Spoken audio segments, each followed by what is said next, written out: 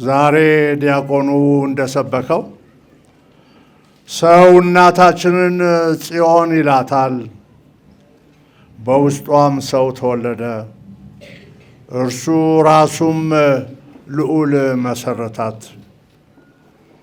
የተወደዳችሁ ካህናት፣ ደናግል፣ ምእመናን፣ ቅርብም ከሩቅም የመጣችሁ የጽዮን ማርያም ወዳጆች በሙሉ ሁላችሁንም እንኳን ለ2018 ዓመተ ምህረት የእናታችን ጽዮን ማርያም ዓመታዊ በዓል በሰላም አደረሳችሁ አደረሰን እላችኋለሁ።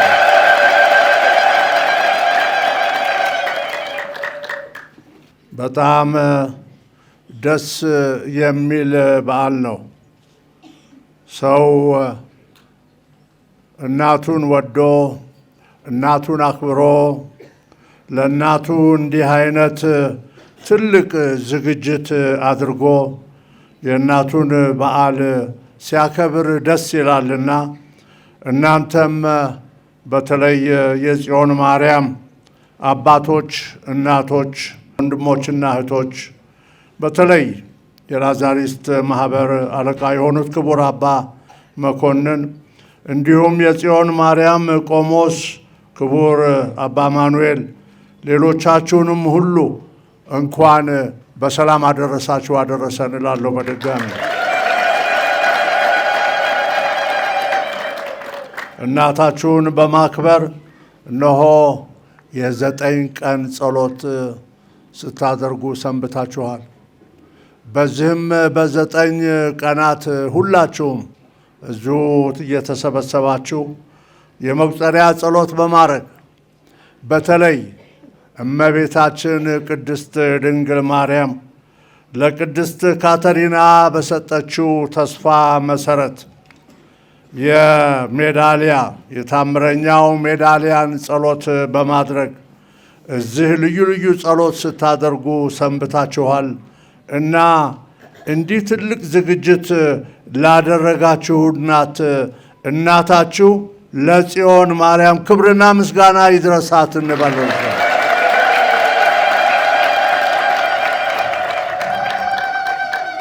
እነሆም በእውነቱ በዚህ በታላቅ አዳራሽ ውስጥ እንዲህ ምእመናን ተሰብስበን እናታችንን ስናከብር እናታችን ጽዮን ማርያም የሁላችን አለኝታ፣ የሁላችን ምሽግ፣ የሁላችን መከታ መሆኗን እንመሰክራለንና አሁንም በድጋሚ ለእናታችን ለጽዮን ማርያም ክብርና ምስጋና ይድረሳት።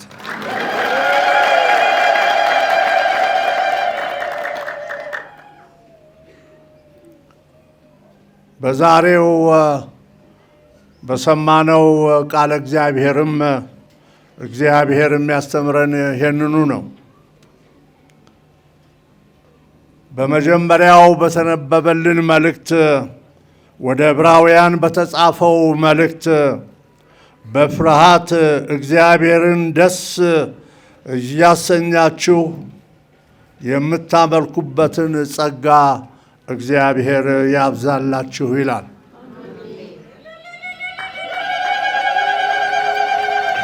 ጸጋ ሁል ጊዜ ከእግዚአብሔር ነውና ይህንን እግዚአብሔር የሚሰጠውን ጸጋ የምናገኘው ደግሞ በእምነታችን በፈሪሃ እግዚአብሔር ከአያቶቻችን ከአባቶቻችን ከእናቶቻችን በወረስነው እምነት ነውና ይህንን ፈሪሃ እግዚአብሔርን በልባችን ይዘን እግዚአብሔርን ስናመልከው እሱ ጸጋውን ያድለናልና ለእናንተም ሁላችሁ ይህንን ጸጋ ያድላችሁ።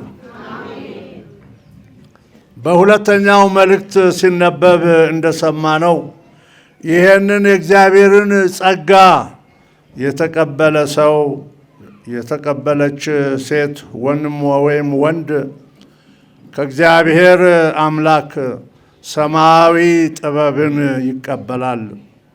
በመጀመሪያ ንጽሕት የሆነችን ጥበብ፣ ቀጥሎም ሰላማዊት የሆነችን ጥበብ እንዲሁም ደግሞ እሺ ባይ የሚያሰኝ የእግዚአብሔር ጥበብ የእግዚአብሔርን ጥበብ የተቀበለ ሁሉ በእግዚአብሔር ጥበብ ዣንጥላ ስር የሚመላለስ ሁሉ ከክፉ ይርቃል፣ ንጹሕ ይሆናል፣ ኃጢአትን ይጸየፋል፣ ከክፉም ይርቃል፣ ይሸሻል።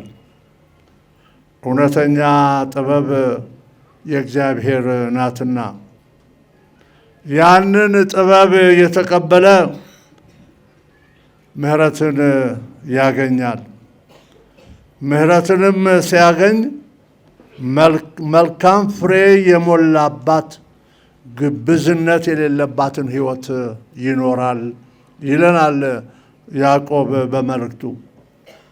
ጥበብ ያለው ሰው ትዕግስትም አለው። እንዲያውም ምሳሌ ይጠቅሳል እሱ። ኢዮብን አስታውሱ። ኢዮብ ሀብታም ፈሪሃ እግዚአብሔር የነበረው ሰው ነበር። ግን ክፉ መንፈስ ወደሱ መጥቶ ያንን ሁሉ ንብረት እንዲያጣ ቢያደርገው፣ ልጆቹም ላይ መቅሰፍት ቢያወርድ፣ በራሱም ላይ የማይድን በሽታ የሚመስለውን በራሱ ላይ ቢያደርግበትም በትዕግስቱ ኢዮብ ወደ እግዚአብሔር ለመነ እንጂ እግዚአብሔርን አልካደም። እንዳውም እሱ ያለው እግዚአብሔር ሰጠ፣ እግዚአብሔር ነሳ ነው። በዛ መንፈስ በታላቅ ፈሪሃ እግዚአብሔር ለእግዚአብሔር ስለተገዛ እግዚአብሔር ደግሞ እንደገና ጸጋውን በረከቱን ሰጥቶት ንብረቱን መልሶለት ይሄ እውነተኛ ታማኝ ነው በማለት በዚህ ዓለም ፈተና የማይወድቅ ስለሆነ ብሎ ምሕረቱን ስላደረገለት በእምነቱ የጸና ሰው ነው። እኛም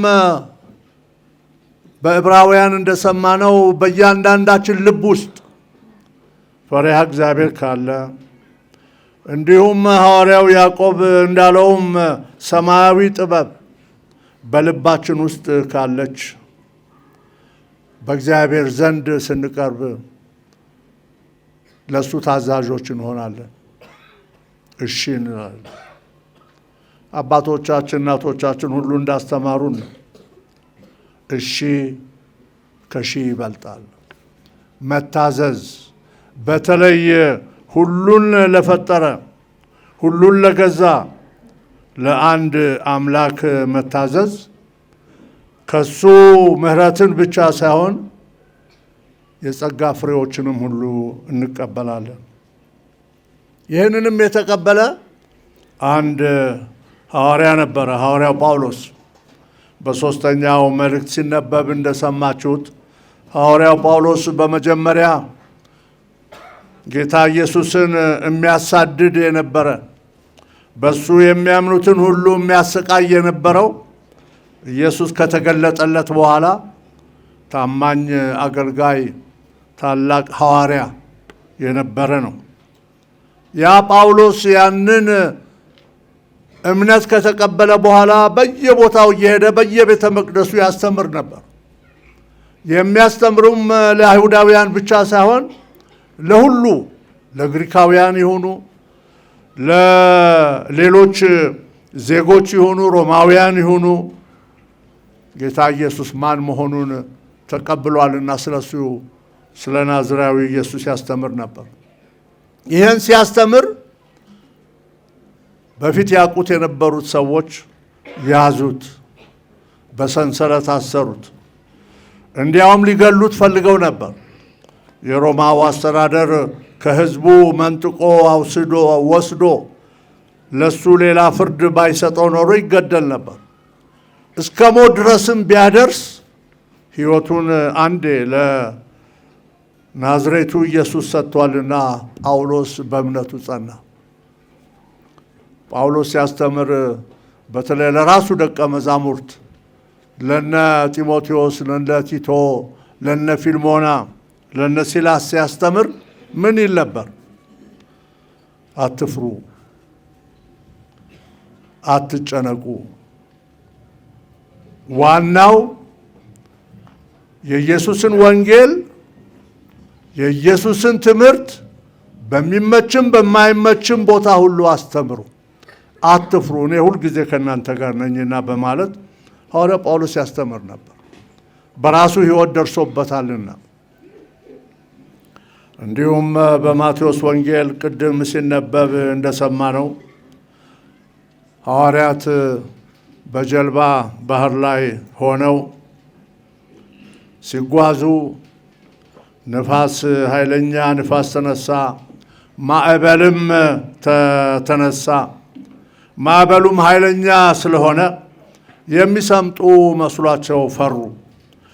ኢየሱስ በመካከላቸው ነበር፣ ግን ፈርተው ቀሰቀሱትና ጌታ ሆይ ልንጠፋ ነው፣ እባክህ አድነን በማለት በእምነት ተማጸኑት። እሱም ንፋሱንና አውሎ ንፋሱንም ጸጥ አደረገውና ምን አላቸው? እናንተ እምነት የጎደላችሁ፣ በእምነታችሁ ብትጸኑ እምነታችሁ ያድናችኋል፣ ይፈውሳችኋል። ስለዚህ አትፍሩ በማለት ጌታ በወንጌል በማቴዎስ ያስተማረው የእግዚአብሔርን ቃል ሰምተናል ዛሬ። ስለዚህ እኛም ዛሬ የእናታችንን የጽዮንን በዓል ስናከብር ምናልባት እናንተም በ9 ቀናት እንደሰማችሁት ብዙ ካህናት፣ ደናግል፣ ምእመናን እየመጡ እንዳስተማሯችሁ ሁሉ ጽዮን ማን ናት? ጽዮን በጥንት ጊዜ ኢየሩሳሌም ተራራ አጠገብ ያለች ተራራ ናት። ጽዮን በጥንት ጊዜ ኢየሩሳሌም ማለት ነበር። የኢየሩሳሌም ሌላው ስም ጽዮን ነው።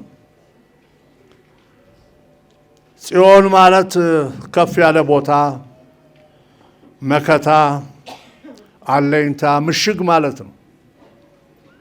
በኋላ ግን እግዚአብሔር አምላክ እመቤታችን ቅድስት ድንግል ማርያምን የልጁ ማደሪያ ካደረጋት እና ከመረጣት በኋላ እውነተኛ ጽዮን ማርያም መሆኗን አስተምሮናል። ስለዚህ እመቤታችን ለኛ ጽዮን ናት፣ እናት ናት፣ እንዲሁም ምሽግም መመኪያም አለኝታ ናት። ልክ በቀደሙት ንባባት እንደሰማ ነው ፍርሃትና መረበሽ ሊኖር ይችላል። በሕይወታችን መጨነቅ ሊያጋጥመንም ይችላል። ለእመቤታችንም እኮ ይህ መከራና ችግር ገጥሟት ነበር። በመጀመሪያም ሊቀ መላኩ ቅዱስ ገብርኤል ሰላም ሲላትና እመቤታችን ማርያምን ሞገስ አግኝተሻል፣ የመድኃኒታችን የኢየሱስ ክርስቶስ እናት ትሆኛለሽ በሚላትም ጊዜ ፈርታ ነበር፣ ደንግጣ ነበር። ይህ እንዴት ሊሆን ይችላል?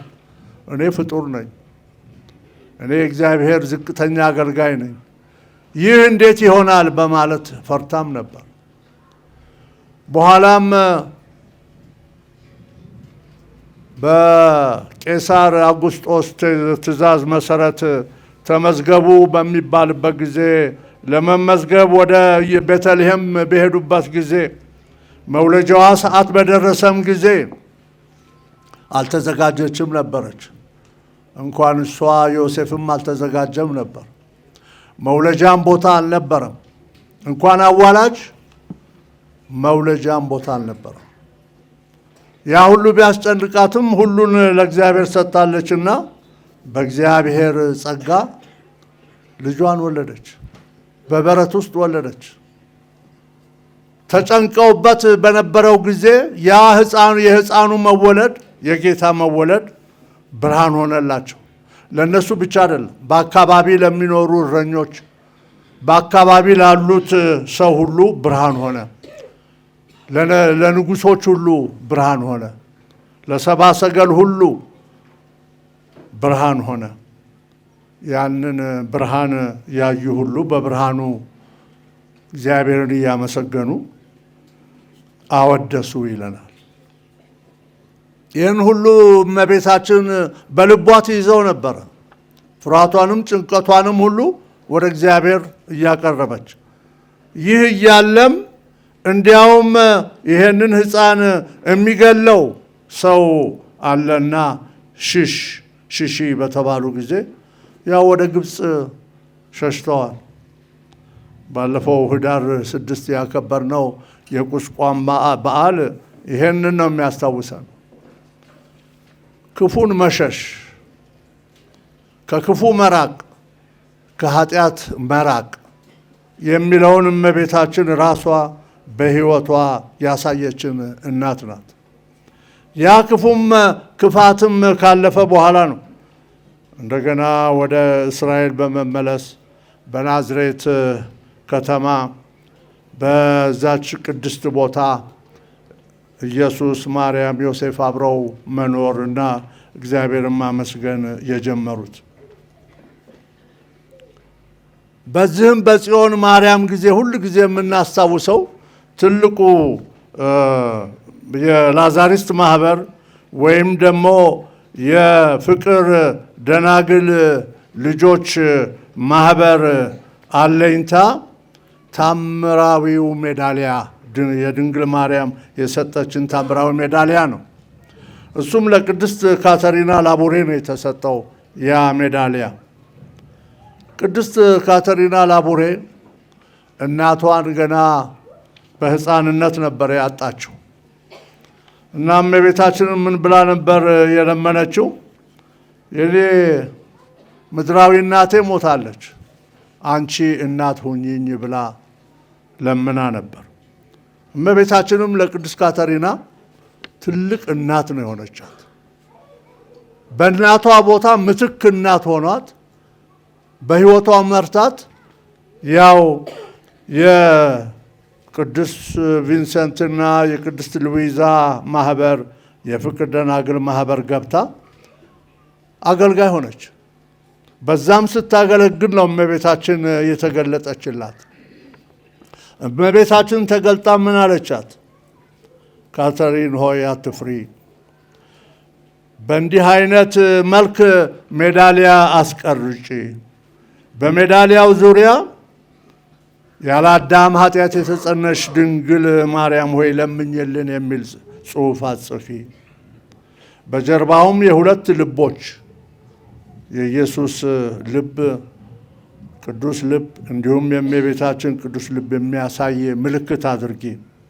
ይሄንን ሜዳሊያ የሚይዝ በአንገቱም ላይ የሚያደርግ በሙሉ የእመቤታችን ጥበቃ አይለየውም በማለት እመቤታችን በነገረችው መሰረት ቅድስት ካተሪና ያንን አስደርጋ ይኸውና እሷ ራሷ ምንም እንኳን በገዳም ውስጥ ታላቅ ቦታ ባይኖራት ራሷን ዝቅ በማድረግ እመቤታችንን ያገለገለች ያሳወቀች ቅድስት ስለሆነች ነው ቤተ ክርስቲያን ካተሪናን ቅድስት ብላ ያወጀችው። ስለዚህ እመቤታችን ቅድስት ድንግል ማርያም የዚህ የላዛሪስት ማህበር እናትና እንዲሁም የፍቅር ልጆች ደናግል ማህበር እናት ናት።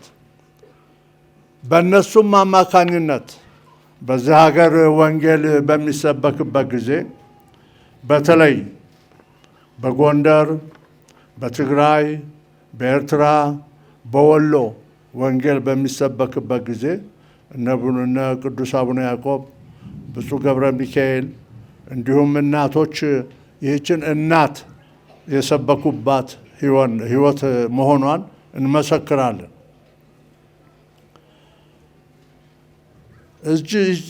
ይሄ ገዳም ትልቅ ገዳም ነው።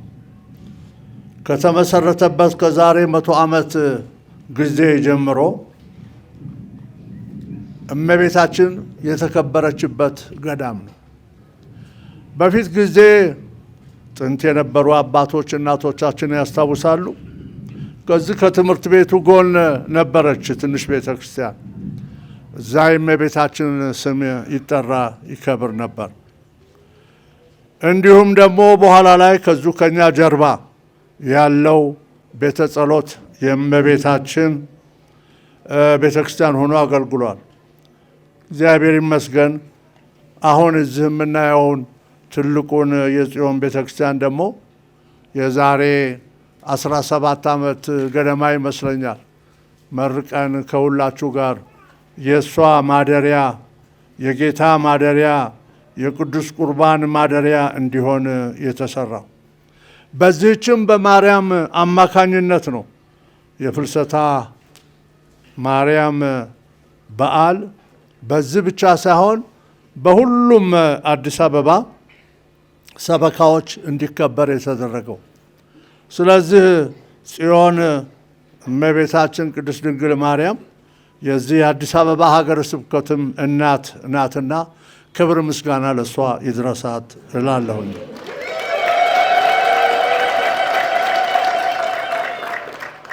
ብዙዎች እናቶች፣ ብዙዎች አባቶች በዚች ቤተ ክርስቲያን ትዳር ይዘው ቤተሰብ አፍርተው የልጅ ልጆች ያዩባት ቤተ ክርስቲያን ናት።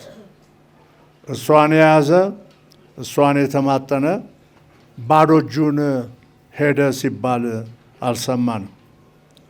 ስለዚህ ሁል ጊዜ በጽዮን ማርያም ስናከብር እኛ ስለ ኢትዮጵያም ሰላም እንጸልያለን። እናታችን አገራችን ኢትዮጵያ የምንወዳት አገራችን ሁላችን የምንኮራባት አገራችን በአሁኑ ጊዜ በብዙ ቦታ ስለ ክፋት እንሰማለን፣ ስለ ጦርነት እንሰማለን፣ ስለ መፈናቀል እንሰማለን። ስንትና ስንት ህዝብ ነው ከየቀየው ከየአካባቢው ተፈናቅሎ ወደ አዲስ አበባ የመጣው። ከአዲስ አበባም ወጣ ብንል ወደ ደብረ ብርሃን ብንሄድ ስንትና ስንት ወገኖቻችን ናቸው ተፈናቅለው ያሉት። በአዳማም ብንሄድ ስንት ወገኖች ናቸው ተፈናቅለው ያሉት። ይገርማችኋል፣ መፈናቀል መሰደድ በሚኖርበት ጊዜ የተሰደደ የተቸገረ ነው የሚያውቀው። ቤትህን ልቀቅና ውጣ አይባልም እኮ፣ በቃ በሩጫ መውጣት ነው። ያለውን ንብረት በፌስታል በምን ይዘው ነው እናቶች አያቶቻችን አባት ወገኖቻችን የሚወጡት? ሌላውን ንብረት ሁሉ ትተው ነፍስን ለማዳን ማለት ነው። ይህ ክፉ ነገር አለ። ግን እመቤታችን ቅድስት ድንግል ማርያም በሕይወቷ ስላየችው እሷ የእኛ ምሽግና አለኝታ ስለሆነች አትፍሩ ትለናለች። በፈሪሃ እግዚአብሔር ወደ እግዚአብሔር ቅረቡ፣ እግዚአብሔርን ለምኑ። ኃያሉ እግዚአብሔር እኔን እንኳን ዝቅተኛውን አይቶ ትልቅ ነገር አድርጎልኛልና ትውልድ ሁሉ ብፅዕት እንድባል አድርጎኛልና እናንተም በአባቶቻችሁ በእናቶቻችሁ በአያቶቻችሁ እምነት ጸልዩ። ይህ በሀገራችን በኢትዮጵያ ላይ ያንዣበበው ክፋት ይወገዳል፣ ይጠፋል። እንዲሁ ህዝባችንን እንዳስጨነቀ እንዳስቸገረ አይቆይም። የሚነገረውማ እንደሱ አልነበረም። ይህች እግዚአብሔር የሚወዳት አገራችንን ኢትዮጵያ ብዙዎች የተመኙት እንድትፈርስ፣ እርስ በርስ እንዲበላላ፣ እርስ በርስ እንዲጨቃከን ነበር። ተሞክሯል፣ አልተሞከረም አንልም። ሆኖም ግን እግዚአብሔር እስከ ዛሬ ጠብቆታል፣ ወደፊትም ይጠብቃታል እላለሁ።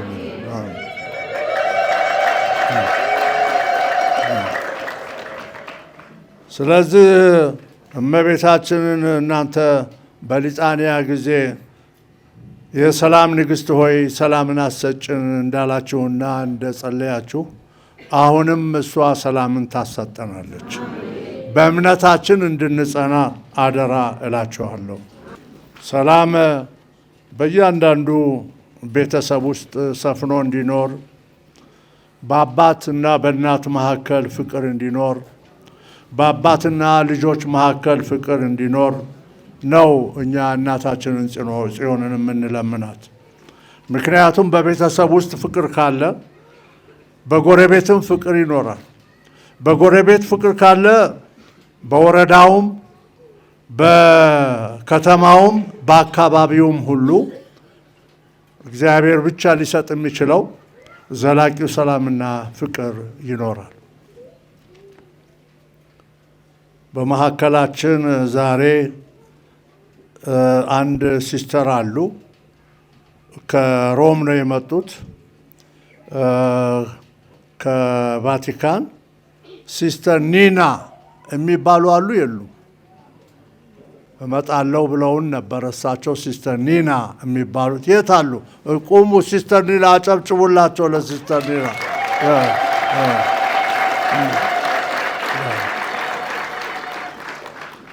Welcome. Welcome. We are celebrating the feast of Mary of Zion. Whatever I was saying in Amharic, I hope they have been translating to you. But you are most welcome.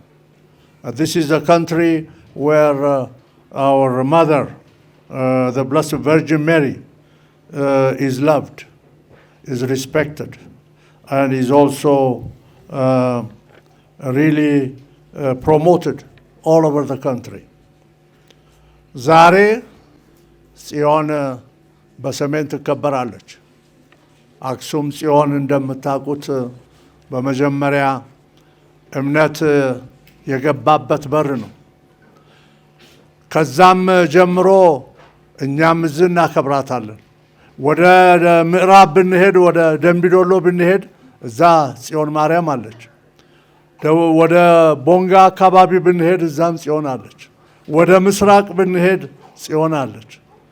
እመቤታችን ቅድስት ድንግል ማርያም በመላው ሀገራችን ትከበራለችና በምትከበርበት ቦታ ሁሉ ልክ እንደናንተ አምሮባቸው እንዲሁም ደግሞ በእምነት ጸንተው የሚለምኗትን ጸሎት ሁሉ ትስማልን፣ ታዳምጥልን። በሰሜንም በደቡብም በምዕራብም በምስራቅም ሰላሟን ታሰጥልን። በቴሌቪዥን እንዳያችሁት በእነዚህ ቀናት ርዕሰ ሊቃነ ጳጳሳት አቡነ ሌዮ 14ኛ ቱርክ በሚባል ሀገር ተገኝተዋል። ዛሬም ደግሞ ወደ ሌባኖን ይሄዳሉ። ቱርክ እመቤታችን ቅድስት ድንግል ማርያም በስተርጅናዋ አደራ የተሰጠችው ለቅዱስ ዮሐንስ ለወንጌላዊ ዮሐንስ ስለነበረ እስከ መጨረሻ እድሜዋ እዛ ነው ኤፌሶን የሚባል ቦታ የኖረችው። ቱርክ ውስጥ ነው ያለው ቦታው። እዛው አጠገብ ደግሞ ኒቂያ የሚባል ወይ አሁን ሌላ ኢዝኒን ነው ምናምን የሚባል ቦታ ነው። እዛ ላይ ደግሞ በዛን ጊዜ የነበሩ አባቶች የዛሬ 1700 ዓመት በ318 የሚሆኑ አባቶች ተሰባስበው ክርስቲያኖች በሙሉ እኛ በየቀኑ የምንደግመውን ጸሎተ ሃይማኖትን የጻፉትና የተስማሙበትን የሃይማኖት አምድ የሆነውን ጸሎተ ሃይማኖትን የመሰረቱበትን 1700 ዓመት ከሁሉ አባቶችና ከሁሉ ክርስቲያኖች ኦርቶዶክሳውያን እንዲሁም ደግሞ ፕሮቴስታንቶች እንዲሁም ካቶሊካውያን ሆነው ለማክበር እዛ ሄደዋል። ርዕሰ ሊቃነ ጳጳስ ሌዮ 14ኛ ዛሬም ደግሞ ብዙ ቀናት ወደ ሌባኖን ሄዳሉ። ሌባኖን ደግሞ የእመቤታችን ሀገር ናት። ትልቅ ተራራ ላይ ትልቅ ይሄ የጸጋ እናት የምንለው ሐውልት እንደዚህ አይነቱ ትልቁ ሐውልት እዛ ሌባኖስ ውስጥ አለች። ይገርማችኋል። የሌባኖን ተወላጆች ለእመቤታችን ከፍ ያለ ክብር ነው ያላቸው። እነሱም ብዙውን ጊዜ በጦርነት በመከራ ቢከበቡ ሁል ጊዜ የሚጮሁትና አለኝታቸው እመቤታችን ስለሆነች እስከ ዛሬ ጠብቃቸዋለች። የእኛም ኢትዮጵያውያን ብዙ ሰራተኞች እዛ አገር ይሄዱ ያገለግላሉ ሊባኖስ እና እነሱም የእመቤታችን አገር ስለሆነ አገሩ ብዙዎቹ እንደ ሌሎች አይነት በክፉ አይን አያቸውም። ከየት ናችሁ የመጣችሁት? ከየት ነው የመጣችሁ ሲባሉ ከኢትዮጵያ ሲባል የእመቤታችን የማርያም አገር በማለት ያስታውሷቸዋልና እኚህም ርዕሰ ሊቃነ ጳጳሳት በሚያደርጉት ጉዞ ሁሉ እግዚአብሔር አምላክ በእመቤታችን አማላጅነት ጉዟቸውን የተባረከ ያድርግልን፣ የተቀደሰ ያድርግልን። እኛም በዚህ ቀን እዚህ ተሰብስበን በታላቅ ትሕትና ወደ እመቤታችን የምናቀርበውን ጸሎታችንን ስለታችንን ሁሉ እጁ እናታችን ጽዮን ማርያም ወደ ልጇ ታቅርብልን፣ አገራችንን ሰላም ታድርግልን። የእግዚአብሔር ስም የተመሰገነ ይሁን።